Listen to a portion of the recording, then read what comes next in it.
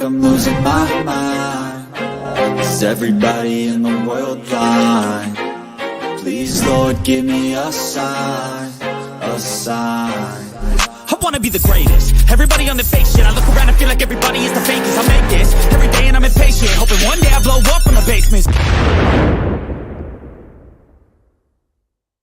Happy Thursday, everyone. My name is Mark. This is my co-host, Mo from OTB Clubhouse. What's going on, everyone? You can find me on my YouTube channel, Half Breed Observer. Mo, where can they find you? OTB Clubhouse on Instagram, OTB Shark Mo on Twitter, and now I also have a TikTok. So I got that going as well. Talk about your TikTok. I didn't even know, dude. This is how, like, I did not even realize that this dude had a TikTok and he's been posting consistently. How many videos do you have on TikTok so far? Honestly, in the last 10 days, I've posted about 50 clips. So that's about averaging 5. That's dedication, man. That's dedication. Are you doing it all yourself or you hire a team? No, I've tried hiring marketing teams. It's not the same. They try marketing the scammy stuff. I don't want to do that. So what I mean by that is this is how I made $10,000 in 5 seconds, and I'll teach you how to do that in an hour. Like, that's the shit that I absolutely hate. My stuff's mostly education. I had a video yesterday that I like. It's called A Stitch. So we're going to talk about it today, but quickly, I'll tell you in a minute. Someone really famous. This person has like 500,000 followers on Instagram, and they were posting HR related stuff. So they posted that a person should ask for a raise every single year, and the raise should be minimum 10 to 15%. And that's a good way to double your salary in 2 years. So I replied back to her saying, if you do that, there's a chance that you won't have a job after a year, because my background is HR. And I hired for one of the biggest telecoms in Canada for 5 years. So I know, like, that's not how it works. Imagine going to your employer, you going and asking for a 15% raise. So every year. I mean, do you want me to be honest? I did that. I know. Okay, yeah. But I got year. it. But every year, no. And when I actually requested, I was like, I won't ask for another one for the next 24 months. Yeah. So that's how I hit it. That's interesting, though. I do know a lot of people have a hard time asking for raises, and since you brought it up, so what would be a good way for someone to ask for a raise? So I could tell you how in the background we look at raises. We look at your key performance indicators, so your KPIs. What are they called? You need to be first meeting expectations or exceeding expectation to ask for a raise. If you're below expectation, they're performance managing you out. If you're meeting or exceeding, you need to go with that stuff. And if you've done any extra work, you need to take it there. Because if you're going to ask Mark for 10%, you need to show company what you've done for the company beyond what they've given you. And then you can also talk about what the market standard is. There's a website called Glassdoor. Mm-hmm. You can pull up based on your job title. So that's the information you need. And it depends on the industry you're in. You're in a very big niche. Like, people in intelligence aren't easy to find. There isn't a course that you can do to get that kind of experience that you have. So you are kind of like recession-proof, layoff-proof, because you have a very unique set of skill. If I'm a sales manager, a tech, or somewhere where there's a lot of layoffs happening, imagine they put you on the layoff list after you go, because they'll basically, you lose credibility going to your employer and being like 10 to 15% every single year. The standard's 3 to 5% every year. I understand. People are saying, well, inflation is at this point. It doesn't matter. The companies don't care. Right? Yeah. So, I mean, that makes sense, because if you do keep asking every single year, eventually you're going to be like, yo, let's just fire this guy and hire someone else and start fresh. This guy's asking for way too much. That's interesting. All right, we're about to get here in this stock talk real quick, but I just wanted to mention something. I don't know if you guys have been following the whole Trump charges. Have you been following that? I just want to touch on that real quick, then we can just get off of this subject. I just want to inform some people. I honestly stay away from politics, but then you got me hooked. So I started watching more and more clips. And honestly, I know why I stay away from it, because it gives me a lot of anxiety and it pisses me off, because I'm like, this is common sense when they're arguing in debates, and people just swallow the false lies and allegation, and no one really does critical thinking. So I know about the charges, but that's all I know. I'm glad you said that, because you're finally seeing like what's going on in America, right? You see why it's such a divisive country. It's because of, I feel like, the news. Everything is so hypersensitive these days, and like you said, it's just like you're this side or the other side. There's no in between. It's really crazy. I don't take it that serious. I mean, I have my opinions and stuff like that, but I don't allow it to like ruin my day. Like, I know a lot of people who are like heavily into politics, and I swear to God, they're always unhappy. But about an hour ago, I think is when this news came in, and I saw it and I was like, oh my God. It was like, so former Trump aide Peter Navarro is found guilty of 2 counts. I was surprised how quickly this went. Are you familiar with RICO charges? No, I'm not. Okay. In case the audience isn't familiar either, I did a whole video on it. The minute I saw Trump getting hit with the RICO charges, I was like, ooh, because like a lot of these charges have been getting over and over and over. I've been telling people, it's like, this is nothing. It's going to go away. It's going to go away. There's barely any evidence there. Like, good luck trying to charge him for that. But the minute I saw that they were getting him on RICO charges, I was like, ooh, he may actually go down for this. And I know the Trump supporters are like, no, he won't. It's a RICO charge. The reason why the RICO charges, I know they have a specific reason why they say they created the RICO charges, but the reality of the reason why they created the RICO charges was to take down the mobsters, the mob, as well as thugs, like gang members, blood, Crips, like the drug dealers. It's an easy way. It's such a blanketed statement. It's really hard to beat a RICO charge. And then you're able to attach additional crimes to that charge. But most importantly, they arrest almost anyone, any of your associates. And the goal is to start at the bottom and get them to slowly snitch on each other to get the big dog. The big dog is Donald Trump. That's who they're going for. So they're trying to set like a precedence of like, this is you guys are going to get charged. So Peter Navarro got charged within 48 hours. They literally put the jury together within 48 hours for one. That to me was shocking, because I was like, how are you going to find an unbiased jury here in America? There's no way. People either love Trump or they hate Trump. That is it. I don't know anybody who's like, it's whatever. Most people's like, you love him or you hate him. That's it. And it's hard to find a jury that's going to be unbiased. So I was shocked. So within 48 hours, they have a jury, and they already convicted Navarro. I think he finds out what his sentence is on January or so, but he's looking at about 2 years in prison. And I think it's kind of showing that the other people who are next in line to get charged or they're already arrested, but get have their trial, I think it's kind of showing, hey, you guys are going to get max punishment if you don't play along with us, and you need to give us information on Trump, whether it's real or not. I think this one's going to be hard for him to get off, to be honest. It's crazy with the RICO charges. So we'll see what happens. But I just came in, so he's been charged. All right. You have anything you want to add to that? No. All right. Let's get into it. Stock talk. All right. I'm going to start off with Dividend. Let me pull up my little slideshow that I created for y'all. Don't laugh at me. It's not the most impressive slide chart. Okay, so I just put this together. Let me share. All right. A lot of you guys know I have been really, really transparent with saying that I have other multiple portfolios that I don't share with the public. I have multiple Roths and retirement plans, 401ks, etc. I also have a dividend portfolio. I've said this before. If you want to get into investing, this is my personal opinion, just get the S&P 500 QQQ, invest into it every single month, and get some ETFs if you're interested in. In my primary Roth, that's pretty much it.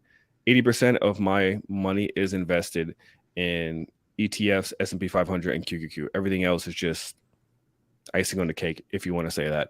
I did start a dividend portfolio close to a year ago. That tech started to take control again. I started noticing that a lot of these dividend stocks are starting to sell off. So a lot of stuff right now is close to the 52-week low. And that's the reason why I wanted to bring up dividend investing. And I know it's not sexy. I know a lot of people aren't interested in dividend investing anymore, because for you to survive off of the dividends, you have to have hundreds of thousands of dollars invested into the market to really have a sustainable living off of the dividends. I think that's why, like Wall Street Trapper, he initially started off as like a dividend investor, and he kind of got away from that a little bit. Because I think it's boring. And once you kind of give the game and you play, this is what you do, X, Y, and Z. That's pretty much it. Where do you go from there? So it's hard to kind of keep, I guess, a huge community or following on dividend investing. However, there are some good YouTubers out there that do like weekly live sessions, and that's all they do is dividend investing. Anyways, I started an account with Fidelity, And I really think that Fidelity is great because you can do fractional shares. So my spare money is where I kind of throw some change here and there when me and my wife have extra cash, or just like, hey, we got $20 sitting around. I would, throw it into my dividend portfolio and just slowly building it up. And I'm going to share my list of what I have here. I want you guys to do your own due diligence. It is up to you whether or not I piqued your interest, but there are some stuff I want to talk about right before the red flags when it comes to dividend investing, because a lot of people get attracted to high dividend yields. There are so many stocks that look enticing because they have some crazy, crazy dividend. One of them, for example, let me share this screen as well, which was highly popular, and you've traded this one too, Mo, quite a bit. It's Zim.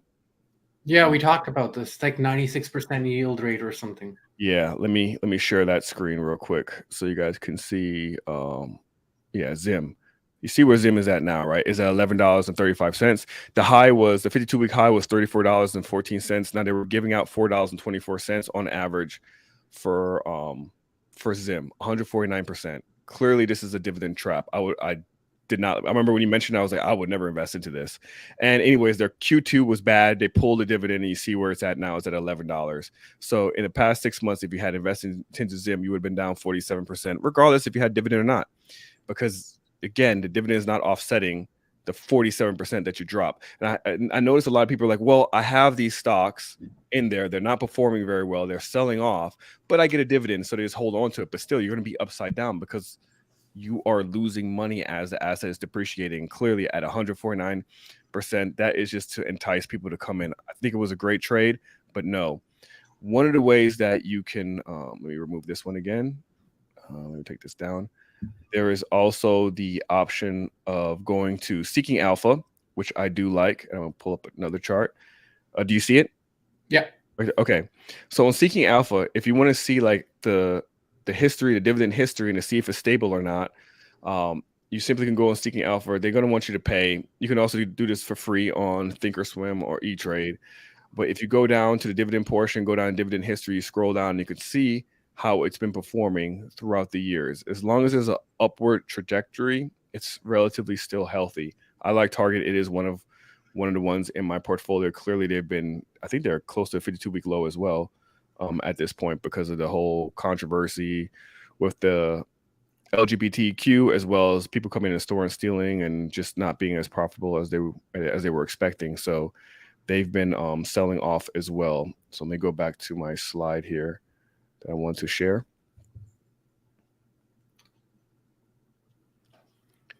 So be careful with the high dividend yields. Be very, very careful. And then stagnant or declining earnings. Now I just pulled up the target to kind of show you that it is increasing. There are levels of stagnation, like a couple of years where it kind of just tapers off. But as long as it continues overall to move upwards, you should be relatively safe with a company.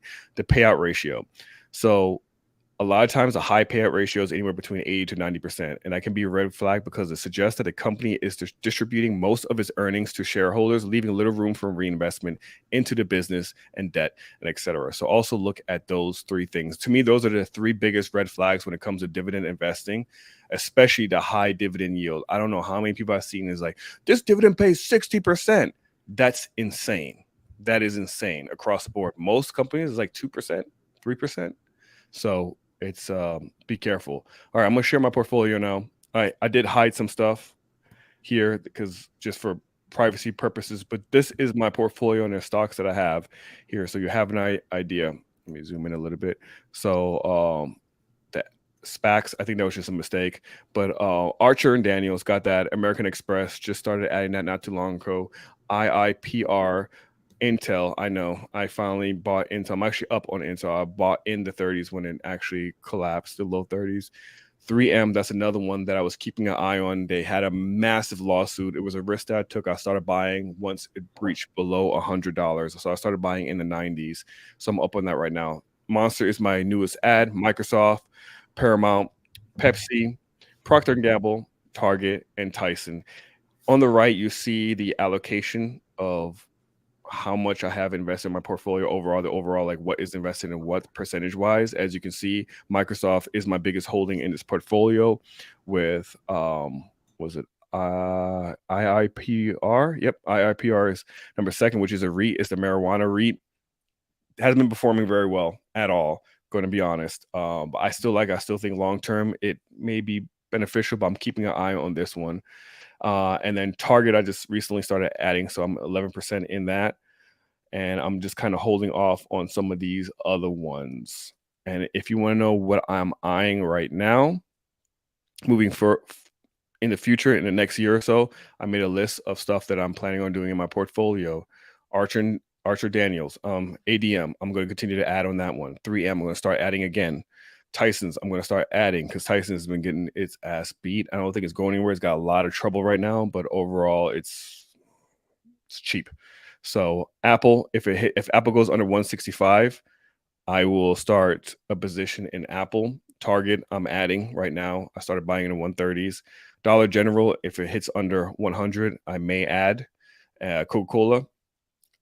This is not the Coca-Cola. This is not the K. Was it KO? This is not the soda. This is the distribution company of the cans and etc. So if it goes under $500, which I doubt it will, it's at like $650 a share right now. But if it goes under 500, I will start buying. And then Louis Vuitton, if it goes under 110, I will buy that. I dropped the ball on that one. I said that a long time ago, and I didn't when it got close to, I think it was like 114 or something like that, and I still didn't purchase. That was close enough. I should have started at least scaling in. And then Ferrari, I had an opportunity to buy it under $200, and I, again, did not pull the trigger. But this time, if Ferrari, for some reason, goes under $200 again, I will buy it. I like Ferrari. I like their company. I like their margins. I think it's a very good company overall. I'm just saying. So keep an eye on those. Put those on your list. Take a look. Do your due diligence. Let me know what you think. Just don't get caught with the trap of the high yield. That is pretty much all I really have when it comes to dividend investing. There, you guys know that's my portfolio. I probably would never ever share this again. This was it, the one time only. As you know, like I said, I put spare cash in there. It's in my Fidelity account. Recommend people do that if you're interested. If you have spare cash, it's a good way to kind of just build a small little portfolio, your own little ETF with dividend portfolios.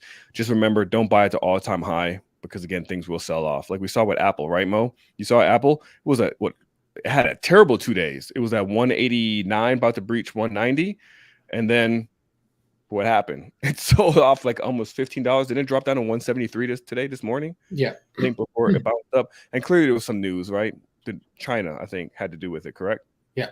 Let me cover that. So I wanted to talk about two things because a lot of people are wondering what's going on. So I had a perfect thesis coming in this week. Monday was amazing, but China pretty much took the entire market down. Now, I'll give you my research on China about total iPhone sales for China.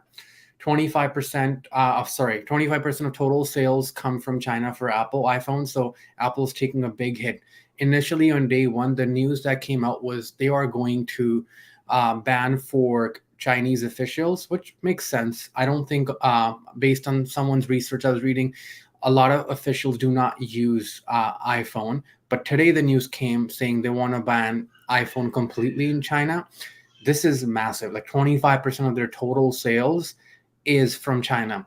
Now, I think this is a bluff, and I think there's more to it, because if China does that, two things will happen, right? One thing is close to, I believe, 5 million people, that's what the stat I saw, work for Apple in China. Imagine them getting laid off. Now imagine America basically saying, you did this, let us kind of ban TikTok or something like that. So basically what we saw was all the money from China, not all of it, but China started selling off, and Amazon, Meta, and Google, they started rallying today. It's because they're taking the money out and parking it somewhere safe. Remember, big institutions, they make money not by parking in cash, but by actually investing. So they need to keep moving around money. My thoughts are we need to find out what's exactly happening. Right now, it's like we're 7 days into September. I got into two swing position.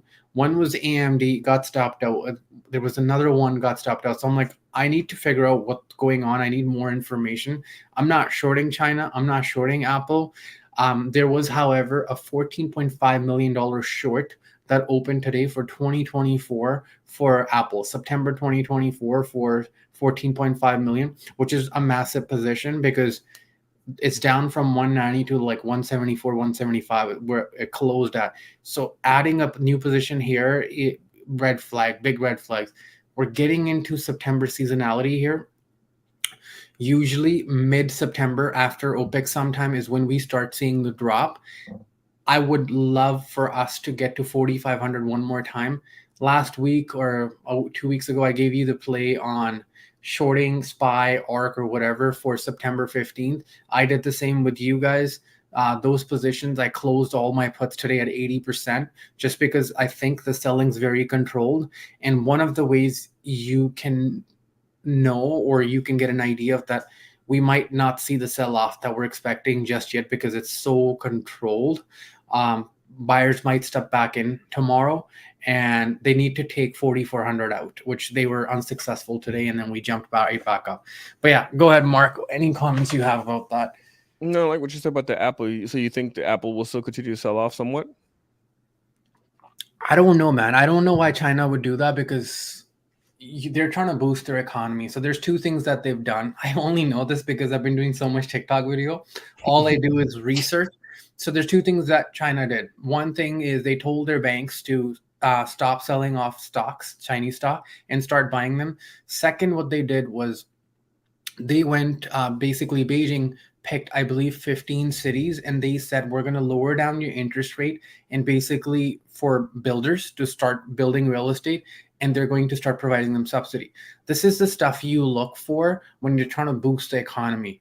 While they're doing that, why would they start banning iPhones? So there's something that not adding up here, because this is going to impact layoffs, because if they stop selling iPhone, there's Apple centers, their Apple employees, they're getting laid off, and then America's going to do something. So this is the opposite of what they are doing and saying. So it doesn't add up yet. Yeah, but isn't Apple moving to India? Yeah, but they're not going to stop. Like, they don't want to get their employees laid off. Do you know what I mean? Apple is moving, but they have centers all over the world. They have employees all over the world. So if China goes, we're not selling iPhone, they're probably going to not sell any Apple product then. Yeah, but do you think that maybe that's because they're moving and they're trying to, relocate out of China because of the tension that America has with China? Do you think maybe they kind of take that as an offense? And because Apple's been in China for years and they've been making their products for years, and it's just like, oh, so you guys are going to just bounce and leave, leaving a lot of our employees unemployed at this point and potentially hurting our economy a little bit. The funny thing is, though, that you said that China is responsible for 25% of iPhone sales? Yeah. Okay. I didn't know that. That's really interesting because my experience when I travel the world and stuff, iPhone is only popular here in the United States. Everyone else has pretty much Samsung or Nokias or some other phones. I was having that conversation with my friend, and everyone uses WhatsApp in the world except America, it seems like. That's why when you and I chat, sometimes it takes forever for me to respond because I have my WhatsApp on silent. I have to actively check it. But that seems to be like WhatsApp seems to be the major messenger that everyone uses, and everyone in other countries seem to have a different phone besides Apple. Apple seems to only be really popular here in the United States. Well, I don't know, man. Canada, like, I don't know if I've seen an Android here ever in the last 5 years. Oh, really? Okay. You go to India, you're correct. There's a lot of Androids in India because it's cheaper, but there's the upper class, upper middle class. They're all with iPhones. China, I don't really know, but 25% is a big number, and I'm guessing it's because of the population there. Yeah. All right. Yeah, man, that's pretty much it. Okay. So someone said recession-proof what? Our economy? No. So me and Mark Monroe, we were live one day, and I'm like, I think at some point we need to get away from just talking about what stocks to buy and like financial literacy, but actually talk about just recession proofing yourself, because I don't want to say that there's a recession coming, but what I'm saying is we need to be prepared if there is one, because I don't think most people are prepared. Like there is a hustle culture. There is like, people trying to stay safe in their jobs and like, but I don't think most people understand or have been through a recession if we get one. So I wanted to talk about it. Now, I'm not no recession expert or I'm not a financial advisor, but I got basic common sense, and Mark knows this. When I started collecting cash, and this is about a year and a half ago, I called and texted most of my friends and family, including Mark, and I said, I think there is a recession. I don't know if you remember this. I said, I think there's a recession coming, and this is what I'm doing to stay liquid. And every time me and Mark have talked about investment, I've always said I want to stay liquid because I don't see how this goes away. And if it goes away smoothly and stocks go all-time high, housing goes all-time high, I'm completely okay with it. I'm not mad, but that's something that's always worrying me. I don't know if there's a hard landing coming, but what I do know is Feds haven't done a good job, and institutions are only looking out for themselves, and that's all they care about. And there's something called a lag effect, right? A lag effect is basically where decisions are made, but the consequences are delayed, which is what you're going to see a lot on social media and on news. And that's what I'm worried about. I think a lot of people didn't get really impacted by the interest rate because they were on fixed mortgages. All of those people are going to start getting impacted, especially commercial lenders come next year. Grant Cardone came live, I think 6 months ago, and he was talking about one of the biggest things that he's scared about is commercial refinancing, and most people aren't going to get approved for it. But yeah, so my 3 ways of basically proofing yourself from recession is the step 1 is take stock of your financial priorities. And what I really mean by that is I've broken it down into 5 things. First thing is, how much cash do I have on hand? And cash isn't like real cash. I mean, like, how much money do you have liquid, right? Stocks could be part of it, as long as you understand that if you're holding high growth, might be worth 10K, and if a recession comes, might be worth 5. I don't know, but it's stuff that's closest to cash. How much of that do you have? The third thing that I look at is how much debt do I currently have? So credit cards, student loan, mortgages. There's stuff that you can avoid. There's stuff that you can't. Everyone has those debts, which is fine. Like, I'm not saying all debt's bad. If anything, I think debt, as long as it's producing income for you, it's actually really good. Most millionaires, they all have debt. Then I'd recommend people looking at what are their basic monthly living expenses. This could include food, health insurance, transportation, childcare, whatever extra expense you have. I think when me and Mark were live, one of the things that I said, and I think people with kids agreed, like, if you have kids, you have a whole different list of things that you have to take into account, which single people or couples don't have to worry about. So your guys' list gets bigger. And I'm not trying to scare people, but I'm trying to get you to be ready. There's no advantage that I have talking about this. There's no sales pitch. There's not like trying to scare you coming. You just need to stay ready. The last part of this is take into account, do you have any major expense coming? That's a big one. A lot of people have an emergency fund, but they don't have everything incorporated it. So let's say your roof needs to be replaced. Like, just to shock you, a normal roof in Vancouver, Canada is anywhere from 15 to 20K. So that could be someone's 6 months or 4 months salary. So make sure you guys have all that in account. Mark, do you have anything that you'd like to add into this? No. Okay.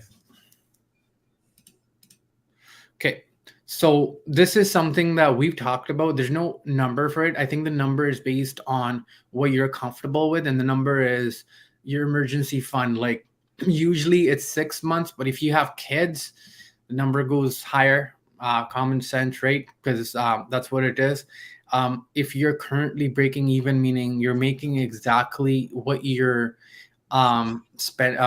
making exactly what you're spending, that's not really good. And I know most people are in that boat. I used to be in that boat too. Maybe you want to look at cutting down expenses. A lot of people think you need to make more, but a lot of times when you make more, your expenses just go up. It's more of a mindset thing. And then the last one, this is basically what Warren Buffett said. And the question that he was asked was, how would you tell people to get prepared for recession? And he said, learn an income generating skill. And I think a lot of people are telling people to go to their jobs and just ask for raises every year. And if you don't get a raise, quit your job. I understand we're not in that phase where people used to work 15, 20 years in one company, but imagine switching companies every 1 year, every 2 years and asking for a raise. I don't think that's the right way to go about. I think there's a million other ways, and doing a side hustle probably will be my top choice. And look, I'm not against driving an Uber or doing like Uber Eats. My thing is try to find something where you don't have to replace your hours because you still want downtime. I'm not big on just work 15 hours because it's not for the 90%, right? They want to have a balance. There's no point burning out.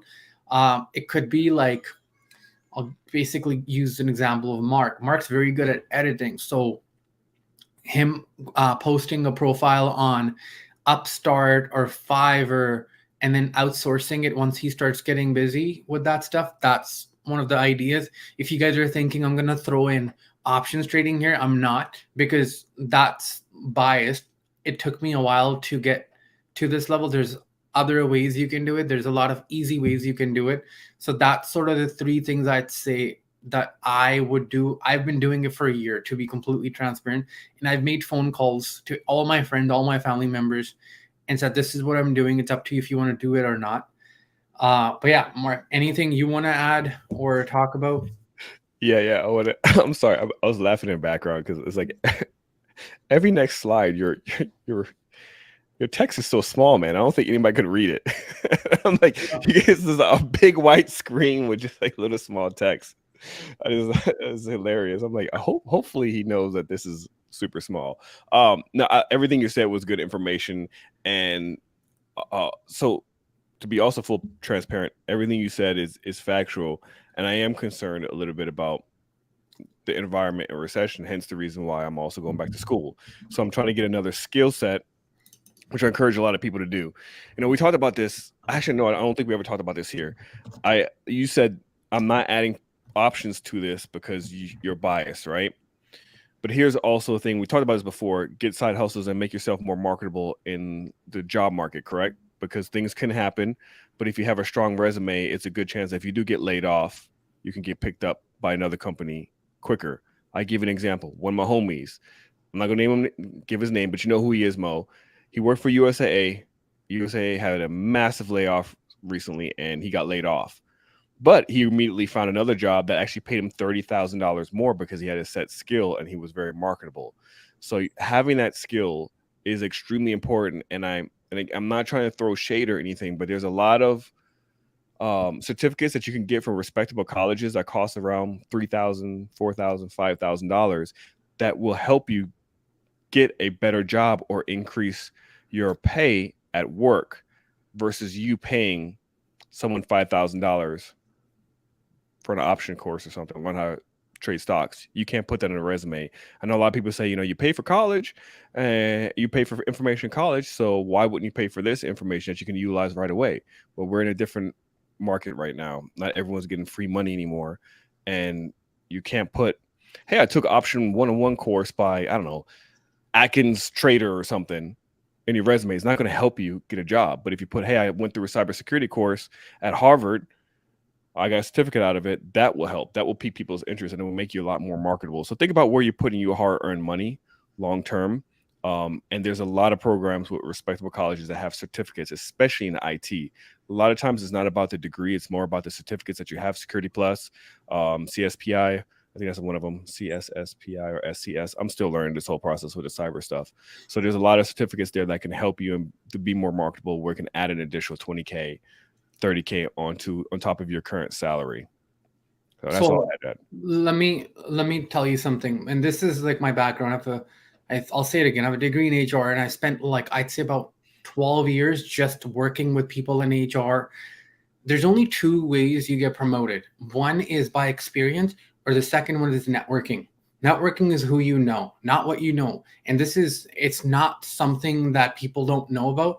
So most people, the reason why they don't get promoted or they get laid off is because they only have one skill. Mm-hmm. And I'll explain you. So I've seen people go through layoff. I've gone through 7 or 8 layoffs in the last company that I worked for. You're a sales guy, then you get promoted as sales support, then sales supervisor, then sales manager.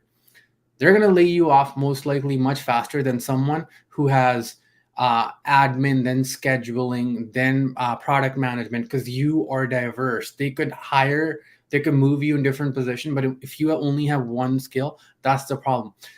I'll disagree with you on the certificate part. A lot of these certificates are useless because most of these people, they want to hire people with experience. And so when you come with experience, that's good. But if they need someone right away, they're not going to take you. Um, when we used to hire, and I've on an average year, we used to hire about 500 people. So I've gone through multiple interviews, like 50 interviews sometimes in a week. And we used to do group interviews when it used to get too much. And we would literally go through masters from a big universities, diploma, this and that. We were just looking for experience. That's it. That's all. It didn't matter. So it depends on what field you're in. You have a very niche field that's different. The reason why I didn't include options trading is not because I think it's bad, it's shit, and like you're gonna get frauded. It's mostly because most of what we talk about is trading. So that's the most obvious one. And then the second reason is we've gone over people that shouldn't be trading. Like, I'll give you, this is off topic. So I had someone message me and they said, what's the ROI if I get sign up with you? Right. So if I invest, because that's how you think, right? When you apply for your course, cybersecurity, you're like, okay, I'm going to put in 5K. I could potentially get about 20K out of it, correct? Like that's how you're thinking, right? In a year. So your ROI is 1 year, 2, whatever. But with trading, sometimes the ROI is negative because we've talked about it. You talked about it. You made money, then you lost it all. So it's you need a different sort of mindset. And I think most people that I work with aren't in that situation, but most people that I don't work with are in a situation of chaos where they're constantly looking at how much other people are making in trading. They're constantly looking at how many trades they're missing. I personally don't like to kind of work with people that are in chaos, if that makes any. This is like a whole different topic that me and you can cover later. But I think like I'm starting to see there's certain people that aren't fit for either investing or trading because the mindset isn't right yet. And no matter what they do, Mark, even if they do a diploma in something, if they don't have the right networking, they're not getting anywhere. I had a degree in HR, and for 4 years, I was doing nothing relating to HR because they'd ask for experience. And I'm like, I'm applying so I can get the experience. It's like a loop. And so if we just talk about the job market and like accessing like high paying job, networking, volunteering to get that network or experience, that's the way to go. Yeah, I do agree with what you're saying, but I was very specific when I said about the certificates like IT, because in IT you actually do need certificates in certain fields, right? You can't, like, I can have, I'll give you for example, I can have a bachelor's in IT, but if I don't have like Security Plus, the job requires this person to have Security Plus. This person requires to have certain certificates. So sometimes, like, I know a guy literally, and is married to my wife's cousin. The dude works for Cox Communication. He makes $200,000, has no associates, no bachelors, no masters.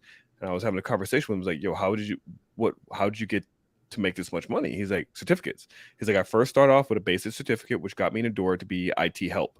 It's like, you need that just to get it under the floor. So then once you get in there, you have experience. And then you move up by getting other certificates, which then will put you one step higher than other people with the experience. And you go from there.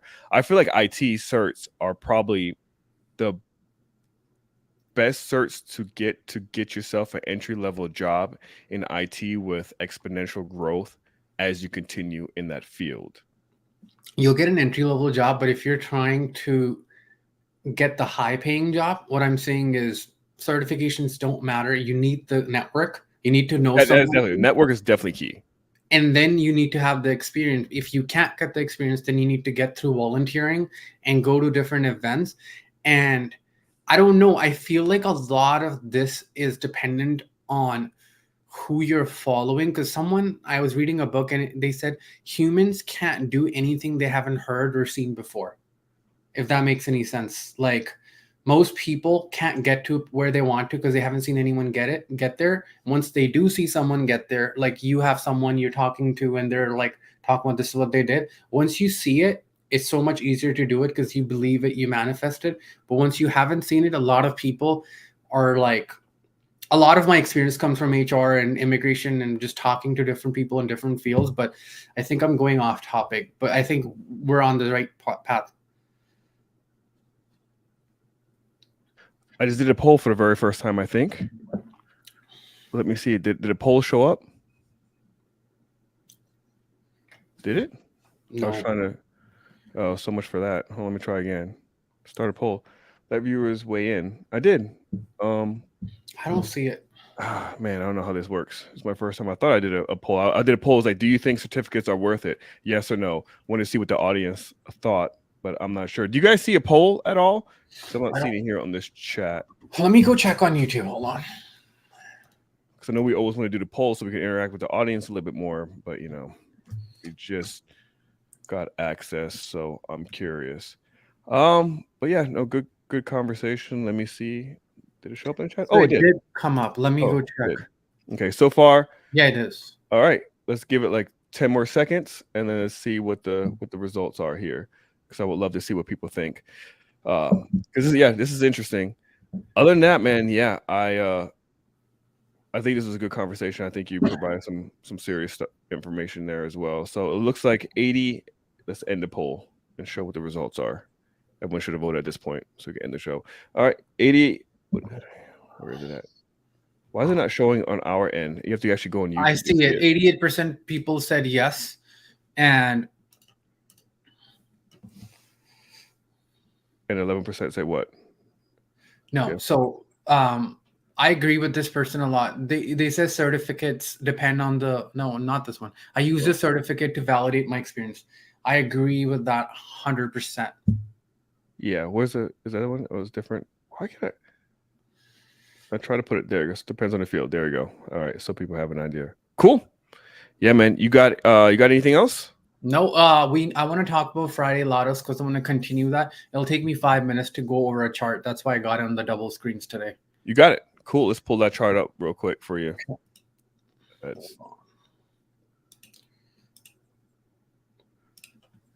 give me 1 sec.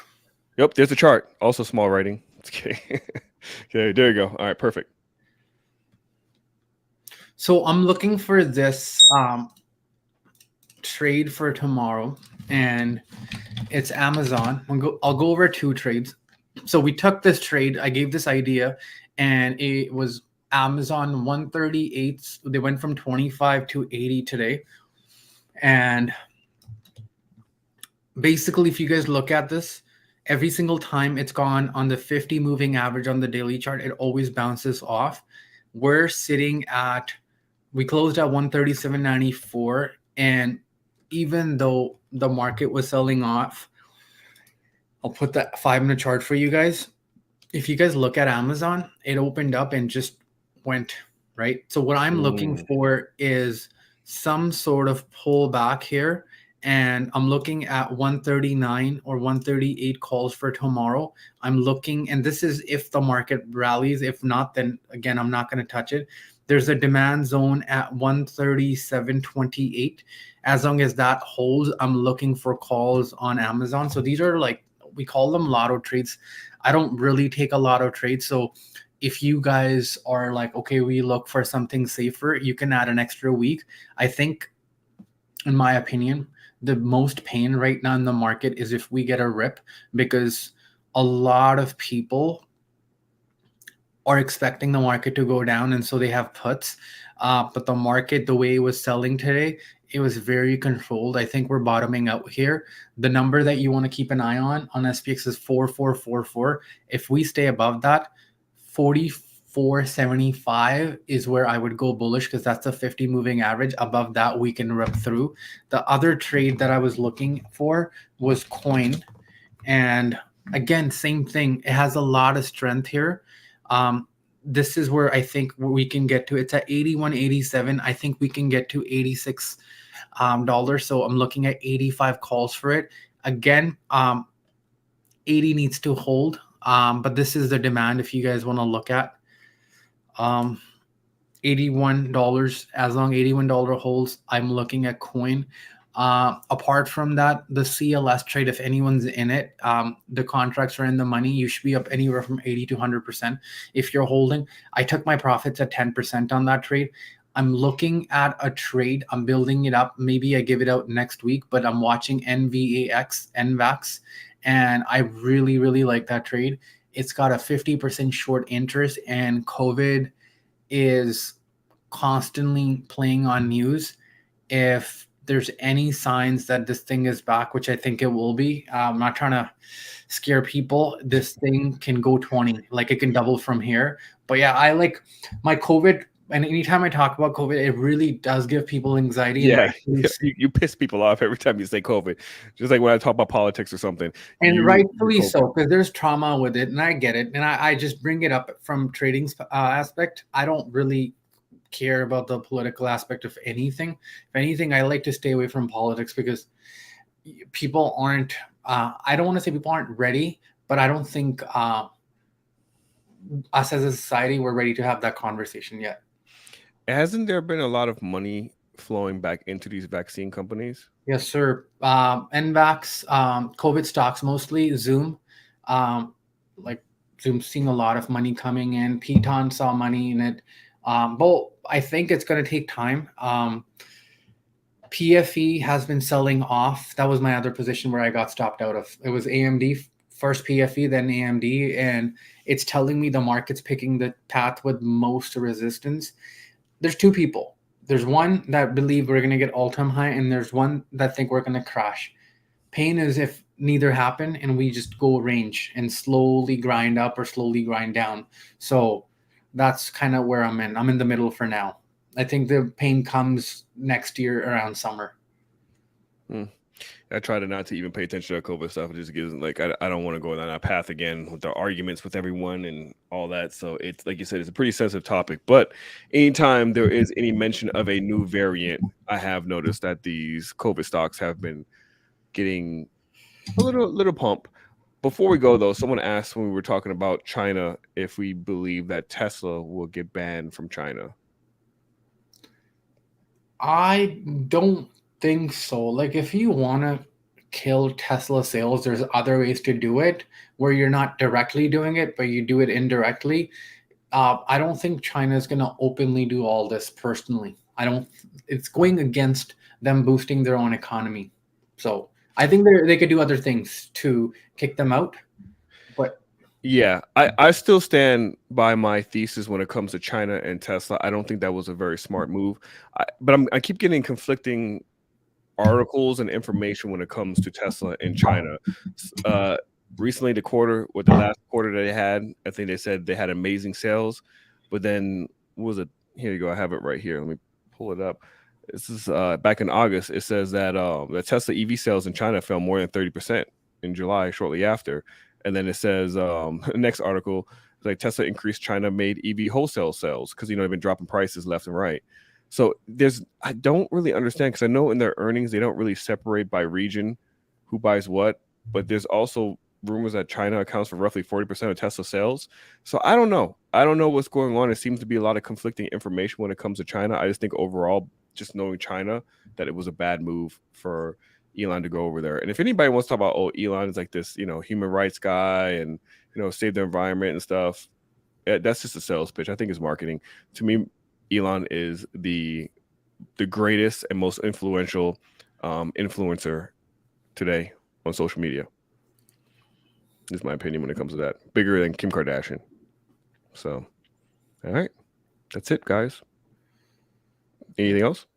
No, I think we're going to be back with some trades next week. The market gets a lot easier mid-September all the way till January. So it's going to be money-making season, in my opinion. August was a tough month for swings, but as we get closer to mid-September, things will be a lot easier to trade. Woo! There you go. All right, Mo. Again, tell people where they can find you. Man, I have 3 places now. So OTB Clubhouse. But where do you want most the people to go find you at? Like, where I think people should follow me on Instagram first because that's where I do updates for trades that we call out here. So Instagram, OTB Clubhouse, just keep it simple. Yep, and you guys can find me on my YouTube channel, Half Breed Observer, as well as Uncultured Currency. Most of you guys know me from Uncultured Currency. Half Breed Observer is my new channel. It's doing pretty well, to be honest. I'm really having fun over there. And on Instagram, you can find me at Dope Content Creator. No underscore, no slashes, nothing like that. I think eventually I'm gonna get rid of Instagram though, to be honest, at this point. Too many spam accounts keep getting not what's it called? Spoofed or whatever, or they keep creating these fake accounts constantly on me and other people I know, and it's frustrating, and I don't want to pay for the verification. And apparently I have a lot of bots that follow me, so I don't know. I might just get rid of it permanently soon, so we'll see. Until next time, y'all, peace out. That's 100.